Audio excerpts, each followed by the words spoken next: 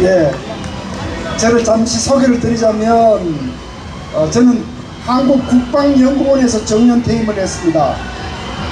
반평생을 안보 국방 연구를 한 전문가이고요.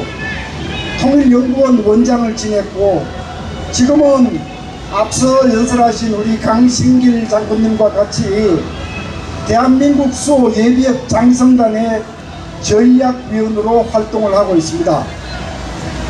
저는 예비역 장성이 아닙니다. 이 대수장의 유일한 민간인 전문가입니다. 네. 감사합니다. 예. 제가 뭐 이렇게 말씀드리면 굉장히 큰 격려의 박수가 나올 줄 알았는데 예상보다 박수가 적네요. 예. 오늘 저는 대수장 회원분들을 대신해서 이 정부가 망가뜨리고 있는 안보 현실을 여러분한테 고발하고, 우리 국민이 결기를 보이지 않으면 나라가 없어진다는 경고를 발하기 위해서 이 자리에 왔습니다. 여러분, 7월 23일 바로 얼마 전의 일입니다. 독도 상공에서 무슨 일이 있었는지 다 기억하시죠? 중국 비행기가 날아오고 러시아 비행기가 날아오고 우리 공군기가 출동하니까 일본이 자기의 영공이 침범당했다고 일본 전투기가 날아왔어요. 그러니까 북한은 또 미사일을 뻥뻥 쏴대요. 그 와중에 트럼프 대통령은 뭐라 그랬습니까? 북한이 단거리 미사일 쏘는 것은 괜찮다라고 그랬습니다. 이게 지금 대한민국 안보가 한마디로 엉망진창 뒤죽박죽이 된 겁니다. 예? 이런 걸 가지고 오면초가라고 합니다. 오면초가. 중국, 러시아, 북한이 우리를 압박하고 일본까지 우리를 압박하는데 동맹은 외면하니까 오면초가 압박 아닙니까? 그렇죠? 대한민국 안보가 이 모양 이 꼴이 된 큰 이유를 제가 두 가지로 설명을 하겠습니다. 첫째는 한미 동맹이 무너지고 있습니다. 한미 동맹이 무너지고 있습니다. 미국이 동맹을 평가할 때 사용하는 5가지 기준이 있습니다. 여러분 공부삼아 잘 한번 들어보십시오. 미국이 저 동맹을 믿을만하다, 쓸만하다 라고 판단할 때 사용하는 5가지 기준이 있습니다. 첫째 기준은 뭐냐 하면요, 이념적 상응성입니다. 즉 자유민주 국가하고 동맹을 하지 공산주의 사회주의와는 동맹을 하지 않는다는 겁니다. 두 번째 기준이 뭐냐, 공동주적이 있어야 합니다. 누구하고 동맹을 맺어서 상대하는 막아내야 될 공동주적이 있어야 동맹이 되는 겁니다. 이게 두 번째 기준입니다. 세 번째 기준은 전략적 가치입니다. 전략적 가치. 대한민국이 미국의 전략에 가치가 있느냐, 이걸 따지는 겁니다. 여러분 잘 알아듣고 계십니까? 뭐 마치고 나면 제가 시험 칠 겁니다. 자, 네 번째 기준이 뭐냐? 네 번째 기준은요, 미국이 전쟁을 할 때 동참하느냐, 파병을 해서 같이 싸워 죽느냐, 이게 네 번째 기준입니다. 다섯 번째 기준은요, 돈을 얼마나 썼느냐, 국방을 위해서 돈을 얼마나 썼느냐, 이게 5가지 기준입니다. 근데 지금 문재인 정부는 이 5가지 기준에 모조리 낙제를 하고 말았습니다. 제가 하나씩 따져보겠습니다. 문재인 정부가 지금까지 펼치고 있는 대외 기조, 정책 기조는요, 종북, 친중, 탈미, 반일입니다. 맞죠? 다시 해볼까요? 여러분 같이 합창해볼까요? 자, 시작. 종북, 친중, 탈미, 반일입니다. 이거는 미국이 보기에 자유민주주의 정부가 아니잖아요. 그러니까 낙제인 겁니다. 낙제. 두 번째, 지금 이 정부는 북한을 주적이라고 부릅니까? 아니지요.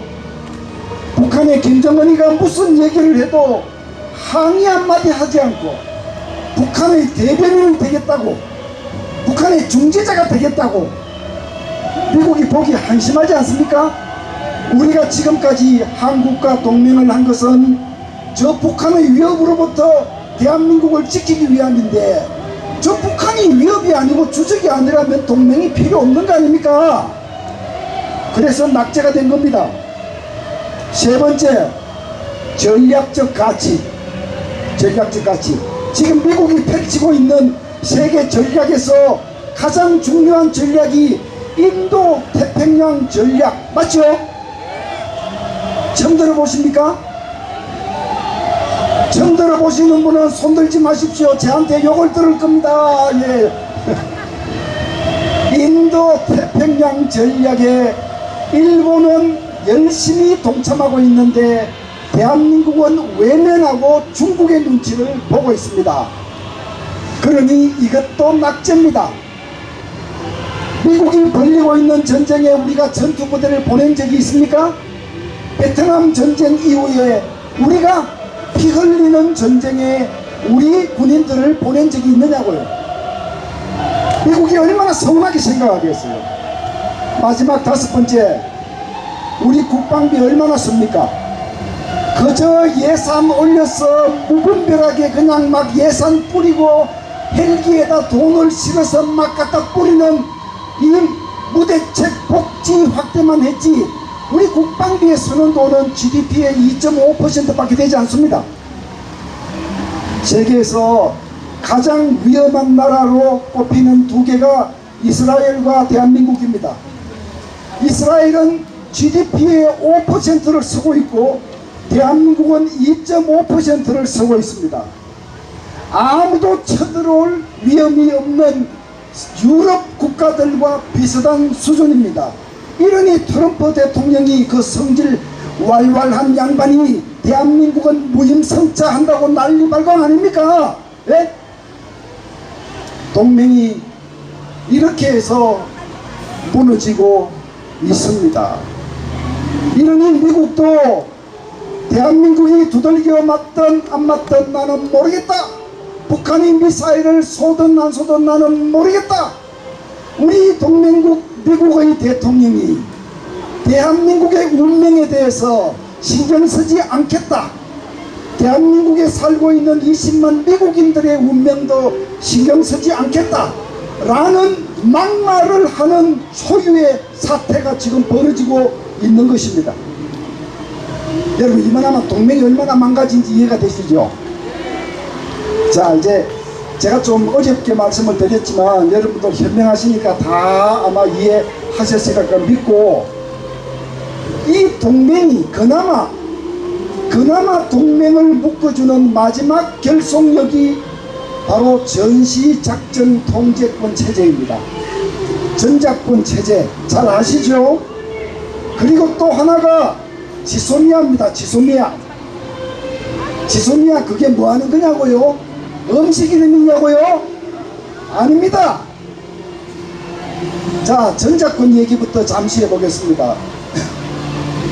용산에 있었던 저 한미연합사, 저 부대가 바로 전시작전권, 전작권 체제를 유지하는 상징이자 핵심입니다. 지금 우리가 가지고 있는 전시작전 통제권 체제는 만약 전쟁이 일어나면 미군과 한국군이 한덩어리가 되어서 단일 지휘 체제 하에서 전쟁을 하도록 되어 있습니다. 아시죠? 이거 누가 만들었습니까? 박정희 대통령이 만들었습니다. 1970년대에 북한이 군사 도발을 계속하고 닉슨 카터 대통령이 주한미군을 빼겠다고 하고, 이때 우리 박정희 대통령이 어떻게 하셨습니까? 한 손으로는 자주국방을 외치고 다른 손으로는 미국이 빠지면 우리는 핵무장하겠다 라고 땡깡을 부렸습니다. 그렇게 해서 미국이 손들고 알았다 그러면 가장 확실한 억제 체제를 만들어 주겠다 해서 만들어진 것이 1978년에 만들어진 저 한미연합사입니다. 그런데 이 좌파 정부들은 저 한미연합사 전작권 체제 잡아먹지 못해 환장이 들었습니다. 환장이. 예? 저 연합사를 만든 유병현 장군이 아직도 두 눈을 뜨고 살아계십니다. 그때 어떻게 해서 그 연합사가 만들어졌는지 여러분 한번 찾아뵙고 말씀 한번 들어보십시오. 정말 피눈물 나는 얘기입니다. 네? 그런데 저걸 허물자고 합니다. 허물자고 합니다. 저거 허물 이유가 이겁니다. 아니 전쟁 나면 우리 군대를 우리가 마음대로 지휘를 못해, 작전을 못해. 그게 무슨 나라냐? 대한민국은 자존심이 없는 나라냐? 이렇게 젊은 사람들을 부추기니까 젊은 사람들이 그 말 맞다고 박수치는 겁니다. 그런데 저는 그 젊은 사람들한테 그렇게 얘기하죠. 그래, 웃기지 말라. 국가 자존심 문제라면 나도 너희들 못지않다. 그런데 국가 자존심보다 훨씬 더 중요한 것이 국가의 생존이다, 이놈들아. 응? 아니, 국가가 생존해야 자존심이고 나발이고 뭐 있는 거 아닙니까? 예? 그런데 문재인 정부는 2021년까지 지금 전작권 체제를 허물겠다고 공약을 했고, 우리 국방부, 우리 국방장관은 청와대가 시키는 대로 하루속히 전작권을 허물기 위해서 온갖 준비를 다 하고 있고 박차를 가하고 있습니다. 아예 박차를 가하고 있습니다. 이게 대한민국의 국방부입니까? 북한에 충성하는 인민무력부입니까? 네? 여러분 똑바로 아셔야 됩니다. 똑바로 아셔야 됩니다. 대한민국 자존심 대단히 중요하지만 자존심보다 먼저인 것이 국가 생존이고, 그러기 위해서는 북한의 전쟁을 확실히 막아낼 수 있는 체제는 가급적 오랫동안 강직하는 것이 우리에게는 이익입니다. 맞습니까? 네. 그러면 맞다고 생각하시면 박수를 우레같이 치셔야 되는 거 아닙니까, 여러분? 네? 자, 그 다음에 지소미아 얘기를 해볼게요. 지소미아. 이게 지금 지소미아 파기한다고 어제 선언을, 저 깜짝 놀랐습니다. 깜짝 놀랐습니다. 한국과 일본 간의 군사 정보를 서로 교환하고 보호하자라는 이 협정은요, 세 가지 이유로 그대로 유지를 해야 하는 겁니다. 제가 그 이유를 간단히 말씀드려 볼게요. 첫째는요, 이 지소미아는 한국과 일본 모두에게 이익이지만 한국에게 훨씬 더 절실한 겁니다. 북한의 미사일 위협, 핵 위협, 이거 발생할 때마다 한일 양국이 정보를 합쳐서 확인하고 중복적으로 확인하고 상호 보완하고, 이거는 한국, 일본 모두의 안보 이익에 부합하는 겁니다. 그러나 일본이 가진 기술 정보 능력이 우리보다 훨씬 뛰어나므로 우리가 더 절실히 필요한 것이 바로 그 지소미아입니다. 일본은 정찰 위성을 5개나 가지고 있고 해상 초계기, 공중 경보기, 우리와는 비교도 되지 않는 막강한 장비들을 가지고 있습니다. 게다가 잠수함을 탐지하는 능력은 세계 최강입니다. 북한이 잠수함에 핵미사일을 장착해서 동해에 배치하면 우리는 속수무책 아닙니까? 속수무책입니다. 어디서 어느 거리에서 날아오는지 알 수가 없습니다. 못 막아냅니다. 예? 그래서 우리가 더 필요한 것이 지소미아인데, 그래서 저는 일본이 화나면 지소미아 안 하겠다고 그럴까 겁을 냈는데, 아니 우리 정부가 지소미아 안 하겠다고 협박하더니만 그만하겠다고 그래요. 이게 지금 자해공갈 아닙니까? 자해공갈. 예? 두 번째, 지소미아는요, 한미동맹하고도 밀접하게 관계가 되어 있습니다. 미국의 세계 전략이 인도태평양 전략인데, 그 인도태평양 전략의 한 축이 한미일 세 개 나라가 안보를 협력하는 겁니다. 그런데 여기에 우리는 안 하겠다고 그냥 파토를 내버렸어요. 이것은 미국의 전략에 정면으로 대치되는, 미국이 굉장히 화를 낼 수 있는 정말 이러다가 한미동맹 무너진다는 얘기가 한 번 더 나오게 만든 것이 바로 지소미아 파기입니다.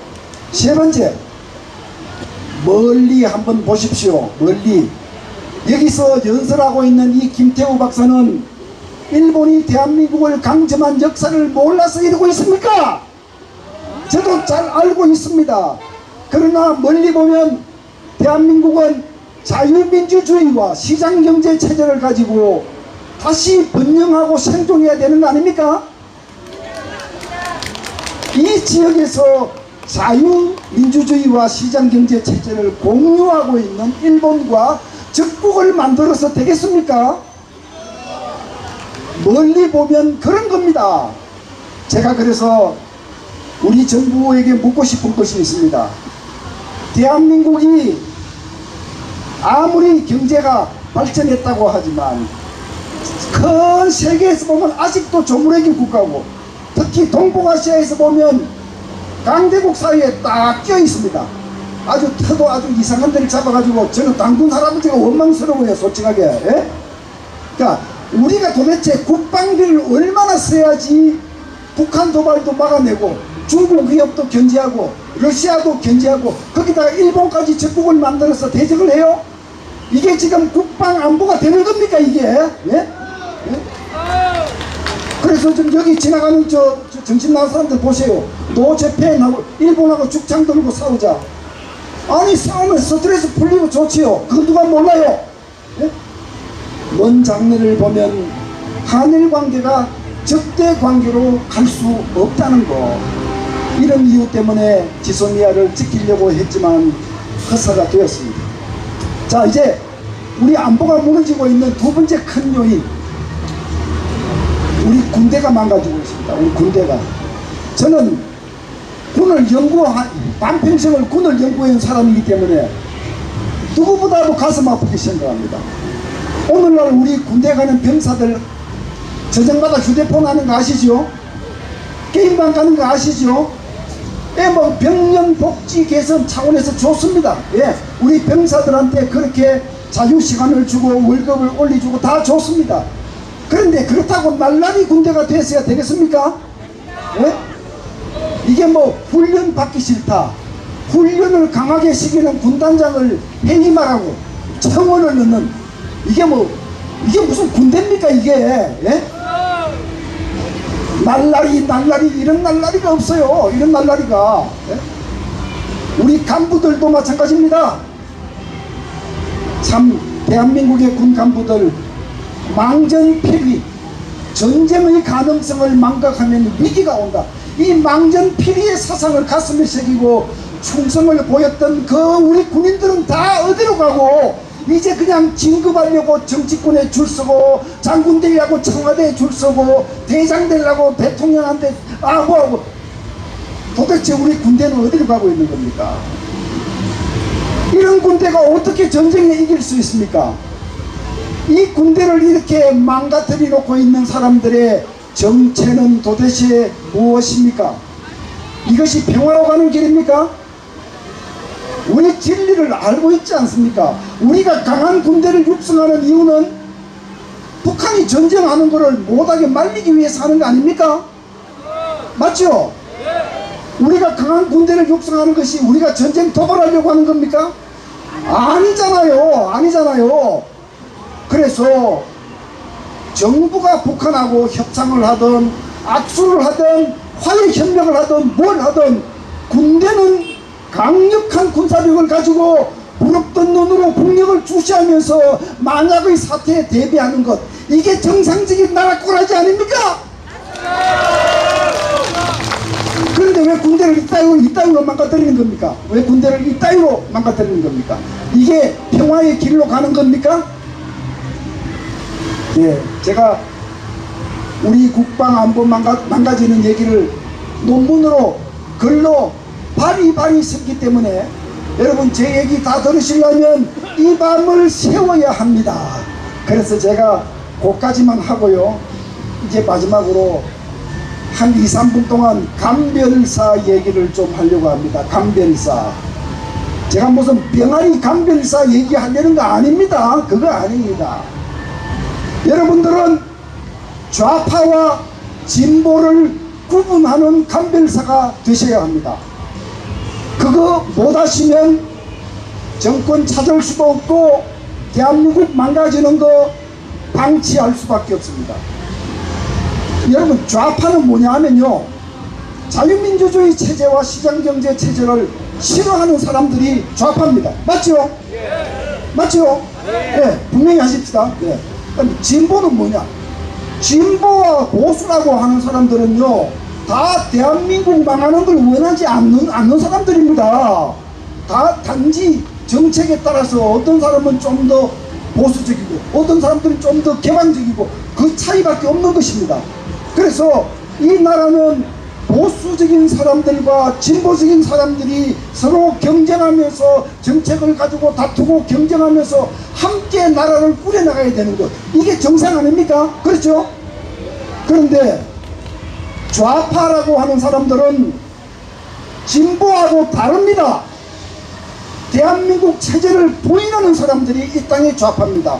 그 사람들이 종북 좌파도 있고 PDNL 이렇게 갈래가 나눠지는데 어쨌든 그 사람들이 좌파입니다. 그런데 대한민국에는 대한민국을 파괴하는 세력들, 즉 가장 좌파적인 행동을 하는 사람들이 입으로는 전부 자기를 진보라고 그러고 있습니다.